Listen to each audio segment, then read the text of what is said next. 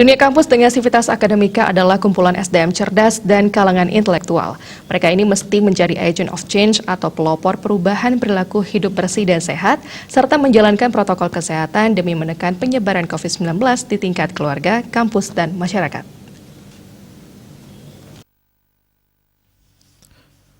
Kepala Lembaga Layanan Pendidikan Tinggi LLDIK Wilayah 8, Bali NTB dan NTT, Profesor Nengah Dasi Astawa meminta warga kampus segera mengambil peran strategis dalam menekan angka kasus COVID-19 di Bali dan nasional. Kampus dan sivitas akademikanya tidak hanya sebatas memberi contoh, tetapi menjadi contoh dalam perubahan perilaku dalam mengendalikan COVID-19. Mereka wajib menjadi agen pembangunan dan perubahan, termasuk menangani COVID-19 bersama komponen lain dan pemerintah. Dasi Astawa meminta kampus wajib menyosialisasikan dan mengedukasi masyarakat di sekitarnya dan masyarakat luas untuk menjadikan prokes COVID-19 sebagai bagian dari kehidupan era baru secara masif, terstruktur, dan sistematis di masyarakat. Kampus dalam kondisi ini fokus dalam melakukan penelitian dan pengabdian, baik secara virtual maupun konvensional, memfokuskan topik yang berkaitan dengan COVID-19 dan dampak ikutannya.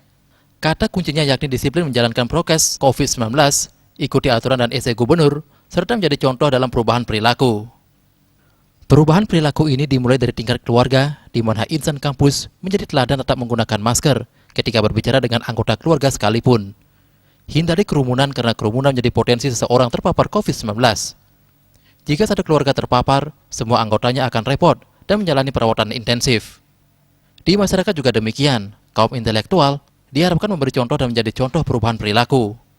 Pandemi COVID-19 ini menjadikan para guru dan dosen lebih kreatif dan inovatif karena kasus ini merupakan hal yang baru dan telah membuat banyak perubahan dalam berbagai hal. Semua pihak berdamai dengan COVID-19, namun COVID-19 dikendalikan melalui perubahan perilaku. Swece Bali Pos melaporkan.